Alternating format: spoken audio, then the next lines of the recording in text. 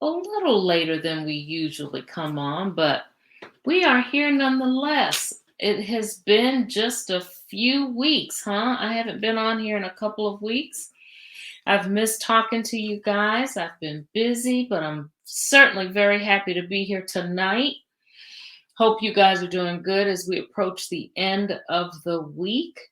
And we're talking about a very worthwhile topic, something that we all think of, particularly as we start to change things in life just a bit, like many of us are doing right where we are, in those prime years, as I like to call them. We start thinking about things. And one of the things that we think of is our legacy. What is it that we want to have known when we're not here? What is it that we're building that we can pass on to someone? What is it about us that we want to make sure that people see, that even when we're not in their view, when they hear our names, something that they think about us, whether it be something that we have dedicated our lives to, something that we're really passionate about. What is it that our legacy? What is it that is our legacy? And what does it mean when we talk about wanting to make sure that we're leaving a legacy that is something be that's going to make family members proud, that's going to make others that know you proud? What is it that we're talking about? So, one thing that you have to understand about legacy is that it really means something different in the context of growth and fulfillment. When you think legacy, you think you want to do something that's fulfilling. Something that's fulfilling is something that you want to be remembered by, something that you've made an imprint on, something that you enjoy, something that you feel has some meaning and is going to have some significance to other people. Legacy frequently focuses on things that we have grown, things that we may have started from its infant stages and grown into full adult stages. That could be something that we see as a legacy. So, those are the things that we think of, particularly, like I said, at this point when, we have reached this decade, this whatever you want to call it in our lives, where things may look a little different for us now. What we thought may have been our legacy when we were younger, we really just don't even fathom thinking about that at this point. We've grown, we've matured, we've been through a few things, and we realize that truly legacy to us may look a little different. I frequently think of the elders in my family who have gone on before us, and they've left behind legacies that show entrepreneurship, legacies that show service, and giving, legacies that show a real passion for working with elderlies, a real passion for being that home care person. These are the legacies that we've left behind and things that many of us want to continue. Many of us feel are really an intricate piece of the quilt that makes up our family. And those are the things that we need to focus on. And those are the things that we want to build. So we're talking, of course, legacy, but I talk about how people who have gone before us have really left behind some legacies as examples. But there's some challenges in identifying what our legacies really mean. It is probably one of the biggest questions that we ask at midlife.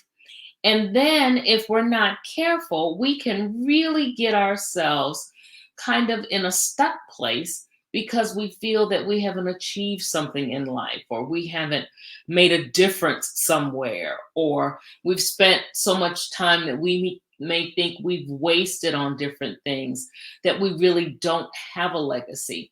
So frequently at this point in life, we really start to struggle figuring out exactly what that is. How does that look? We look back, as I've mentioned already, at others who have really kind of left some legacies and set a pattern for us. And we start to think, well, what is it that I'm offering? What is it? Where is it that I can go with what I'm doing? What is it that I want to have for my children when I'm no longer here? What is it that I want to do with my community? What do I want my community to have that really represents my legacy? So it's not necessarily, of course, leaving behind possessions. That's totally different. Hereditary things. A legacy is something that you want to leave, that someone really feels in their spirit, in their soul, really feels that they have an attachment to. And that's not necessarily material things. It may be, instruction on something. It could very well be a gift that you're leaving behind in showing someone how to do something. That's instruction. Or it could be a gift that you're leaving behind in making sure that everyone understands the value of running a business, the value of being able to establish a community of people who are dedicated to a certain cause. Those are things that are legacies. We think of Rosa Parks, for example, who leaves a legacy of strength and determination and something for others to follow behind her, and knowing the importance of standing for what's right and pushing to break barriers. We have so many people who have left those kinds of legacies for us. Those are the things that we may want to think about and not feel as though we have missed out, not feel as though we have not accomplished anything, but really just kind of sit down and say, well, what is it that we want to do? What is it that we really want to have people to think about? Okay. So, what are some of the things that really kind of challenge us in determining it? I mean, trying to balance expectations. We feel that others really set the bar for what our legacy should be, when in all essence, that is not true at all. We set the bar on what we feel our legacy is. We set the bar on what we feel is important to us and what we feel is something that we want to pass down. The fear of the unknown, how if this really isn't of value to somebody, how they really don't see any real value in what it is that I think is worthwhile. All of those things really do kind of jade how we think about what we're passing down. Now, what are some of the benefits? All right. What are some of the benefits of really legacy building? Well, number one, you are establishing something that will go on not just with you here, but in the generations that are behind you. It is establishing history. It is establishing, as I said, really another patch in your family quilt. It could be another patch in an organization that you're a part of. Legacy is just building upon what has already been established and going in the direction or establishing things further that really do correlate to what's important to you. This could be things that you leave that your children will be able to follow in your footprints and continue to develop a business, for example. I recently started the publishing business with my family, building legacy there, something that we as a family can grab a hold of and continue and pass down to my children and their children and so forth and so on. So you want to think about the things that are really important. What do you know, or what is it that you feel will make a difference in the world? That sounds so cliche-ish. However, what do you think will make a real impact? Those are the things that you want to be a part of your legacy. I'm sure they are. And those are the things that you need to think about. So, what are some steps that you may want to follow in trying to determine exactly what is your legacy? Well, the steps in doing them, in establishing exactly what it is, doesn't fall far from the tools that I always mention that you need when making decisions, when making a change in your life. This really does follow along the same pattern. You may want to sit down and look at life and see what it is that you've established. That whole self reflection piece that I frequently talk about, and writing in a journal and documenting things. Documentation alone establishes legacy. You hear of people doing the ancestry.com and so forth, going back in generations to find out exactly what may have been established before your generation and how you may be carrying that out and you don't even know it. But even better, continuing to document what you're doing now so that generations beyond you will be able to refer back to that. Goal setting. What are some of the goals that you have in your life? How do they relate to the legacy that you want to leave behind? Jot that. How do they relate to the legacy that you want to create, that you want to experience, you want others to experience who are coming behind you? What are the values? They point to things that really do kind of give hints to where your legacy, where it is that you feel you are making a real impact, and what it is that you want to do. We're at an interesting spot in our lives. We're midlife and we've been through quite a few things. And I guarantee you, if you look back at some of them and see how you've handled some of them, see how things have transpired, see how you've been able to grow some things, you will identify key pieces of your life that really you've already started to establish legacy. I know at one point, I think it was last year, I asked my kids, I said, well, what do you think my legacy may be? What is it that you see in a legacy as far as I go? What is it that you see in me that you feel may be passed down? And one of them said, your strength. I have yet to meet anybody who can take what you take. And it kind of made me laugh because how frequently, if you're anything like me, you think about how you really feel as though you are on the cusp of buckling any day under pressure. And it is amazing how others look at you and start to value or start to think that, hey, the way they're handling it is really the way I want, or the way she's handling it is really the way that I want to handle it.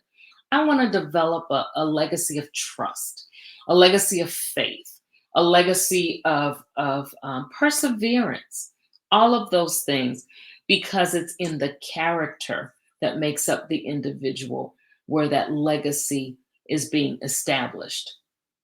So, I don't know. It's funny. I don't see that that is a real strong characteristic of mine, but frequently others are able to identify those things much quicker than you can.